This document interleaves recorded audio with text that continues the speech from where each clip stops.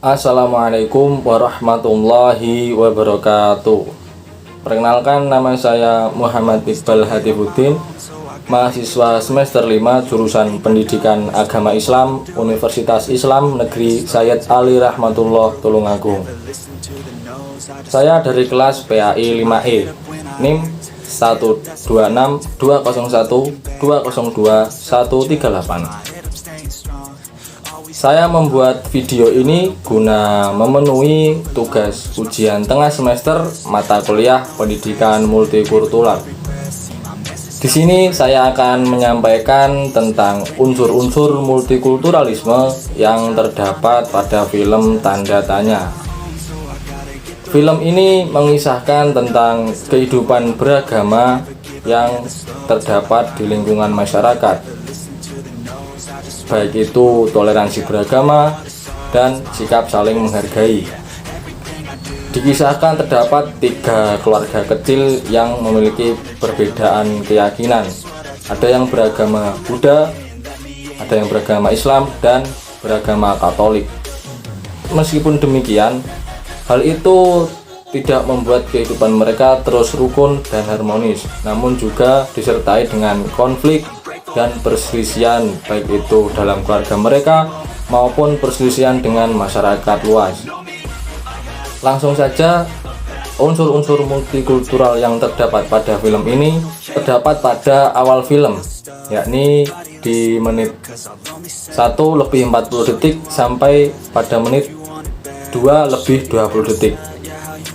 Di sini ditunjukkan dengan adegan terdapat tempat beribadah, perbedaan tempat beribadah yang sesuai dengan keyakinannya masing-masing.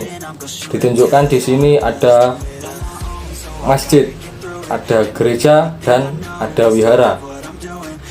Hal itu menunjukkan unsur-unsur multikultural, yakni keberagaman keyakinan yang dianut atau agama. Di sini setidaknya ada 3 agama yang diperankan, yakni ada agama Buddha, ada agama Katolik, dan agama Islam. Nah, dilihat dari sudut pandang ini, maka hal ini dapat dipandang memperkuat multikulturalisme karena sesuai dengan keyakinannya masing-masing dan tidak saling menyudutkan. Kemudian unsur multikulturalisme yang kedua terdapat pada menit 7:20 detik sampai pada menit 7:50 detik. Di sini ditunjukkan dengan adanya adegan saling mengolok-olok antar ras dan agama. Yang Muslim mengolok-olok si kaum Cina dan sebaliknya. Pada awalnya kaum Cina lewat dan kemudian menyapa kaum Muslim dengan tidak ramah. Kemudian kaum Muslim menimbal balik dengan mengolok-olok si kaum Cina dengan sebutan sipit, dengan sebutan kulit putih, dan si Cina ini kemudian kembali mengolok-olok kaum Muslim, mengejek mereka dengan sebutan teroris. Hal ini dilarang untuk ditiru karena dapat melemahkan hubungan sosial. Nah, yang mana hal itu termasuk dalam unsur-unsur multikulturalisme, yakni kesenjangan sosial. Jadi dilihat dari adegan dan sudut pandang ini, maka hal ini dapat melemahkan multikulturalisme. Kemudian unsur-unsur multikulturalisme selanjutnya terdapat pada menit ke-11:10 detik sampai pada menit 11:20 detik. Di sini ditunjukkan dengan adegan beribadah yang sesuai dengan keyakinannya masing-masing meski dalam satu tempat. Ditunjukkan dalam restoran si kaum Cina ini ada 2 agama berbeda yang beribadah sesuai dengan keyakinannya masing-masing. Hal itu menunjukkan unsur multikulturalisme, yakni keberagaman keyakinan yang dianut atau agama. Meskipun dalam satu tempat, tapi tetap rukun dan tidak menyebabkan perselisihan, dan mereka saling menghargai. Dilihat dari sudut pandang ini, maka hal ini dapat memperkuat multikulturalisme. Nah, kemudian unsur multikulturalisme yang selanjutnya terdapat pada menit ke 19 lebih 20 detik sampai pada menit 19 lebih 40 detik. Di sini ditunjukkan dengan adegan pemilik restoran Cina yang membedakan alat-alat masaknya untuk memasak babi dan yang bukan babi. Hal itu dilakukan guna menghargai karyawannya yang muslim dan juga menghargai pelanggannya, baik itu yang muslim maupun yang non muslim, sehingga tetap tercipta kerukunan dan karyawannya yang muslim pun tetap bisa bekerja dengan aman. Hal ini menunjukkan unsur multikulturalisme, yakni keragaman tata krama dan budaya masyarakat. Dilihat dari adegan tersebut, maka dapat disimpulkan bahwa hal itu dapat memperkuat multikulturalisme. Kemudian yang unsur multikulturalisme yang selanjutnya terdapat pada menit ke 31 sampai menit ke 34. Di sini ditunjukkan dengan adegan yang memperlihatkan 3 keluarga yang memiliki latar belakang ekonomi yang berbeda-beda. Ada pemilik resto si Cina yang memiliki kehidupan yang berkecukupan, kemudian keluarga karyawannya yang perempuan yang memiliki suami pengangguran dan meminta padanya untuk cerai karena tak kunjung mendapat pekerjaan. Karyawannya ini beragama Islam. Kemudian ada satu keluarga lagi yang memiliki perbedaan keyakinan, di mana ada yang Katolik dan ada yang Islam. Keluarga ini memiliki pekerjaan yang pas-pasan. Nah, hal itu menunjukkan unsur multikulturalisme, yakni kesenjangan ekonomi atau perbedaan ekonomi masing-masing individu yang berbeda.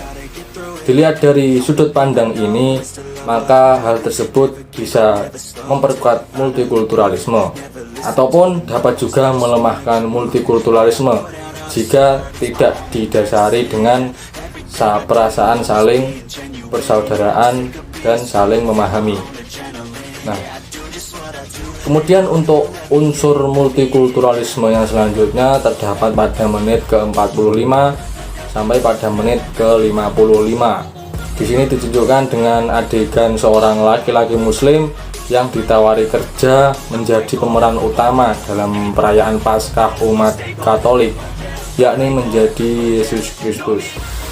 Pria itu sempat ragu dan menolak, namun setelah berkonsultasi dengan Ustadz, ia pun berubah pikiran dan menyanggupinya, juga karena diiming-imingi gaji yang besar. Kemudian hal itu menuai konflik bagi umat Kristiani, karena yang menjadi seorang pemeran utama menjadi Yesus itu beragama Islam. Hal itu menurut mereka menjadi penghinaan dan tidak sesuai dengan keabsahan dalam agama mereka. Namun hal itu ditampik oleh sang pendeta Katolik yang meyakinkan umatnya agar tetap tenang dan akhirnya acara pun tetap dilaksanakan. Hal itu menunjukkan unsur multikulturalisme, yakni kesenjangan sosial, keragaman budaya, serta ideologi masyarakat. Hal itu menurut saya dapat dilihat dari adegan tadi. Hal itu dapat memperlemah unsur multikulturalisme yang ada, karena dapat menimbulkan konflik bagi kedua belah pihak, khususnya tentang keragaman beragama yang selama ini rukun dan saling bertoleransi. Kemudian unsur multikulturalisme yang terakhir terdapat pada film ini terdapat pada menit ke 1 jam sampai 1 jam lebih 20 menit. Di sini ditunjukkan dengan adegan bos pemilik restoran Cina itu memerintahkan anaknya untuk menutup restoran dengan tirai putih. Hal itu bertujuan untuk menghargai saudara muslim yang sedang melaksanakan ibadah puasa Ramadan. Namun anaknya yang waktu itu belajar untuk menggantikan ayahnya itu menolak dan restoran tetap dibuka bagi orang-orang non-muslim. Padahal hal itu bertujuan untuk menghargai orang-orang dan karyawannya yang muslim. Anak orang Cina itu menganggap ketika orang muslim beribadah, restoran yang mereka miliki itu sepi. Kemudian pada waktu itu orang muslim yang bekerja di sana tidak diberi waktu untuk beribadah, sehingga membuat mereka mencari waktu di sela bekerja agar tetap bisa beribadah. Kemudian restoran yang pada biasanya tutup ketika lebaran pun tetap memaksa untuk dibuka, padahal itu bertujuan untuk menghargai orang-orang muslim yang sedang merayakan lebaran. Hal itu pun menuai konflik dan masyarakat yang tidak terima pun menyerbu ke restoran, khususnya masyarakat muslim ya, yang ditujukan dalam adegan ini terlihat menyerbu ke dalam restoran karena tidak terima. Nah, adegan tersebut sesuai dengan unsur multikulturalisme, yakni keragaman agama dan adat istiadat. Namun menurut saya dilihat dari sudut pandang itu, apa yang dilakukan oleh si anak pemilik resto Cina tersebut itu melemahkan unsur multikulturalisme, khususnya dari segi sosial budaya, karena pada awalnya tercipta toleransi yang baik dan akhirnya menjadikan konflik antar umat beragama diakibatkan karena sikap keegoisannya dan tidak mau menghargai keragaman umat beragama. Itu saja yang dapat saya sampaikan, beberapa unsur-unsur multikulturalisme yang saya temukan setelah melihat film ini beserta dengan adegan-adegannya. Semoga bermanfaat bagi kita semua dan dapat menambah wawasan kita semua. Sekian dari saya, apabila ada kurang lebihnya saya mohon maaf. Akhirul kalam, wassalamualaikum warahmatullahi wabarakatuh.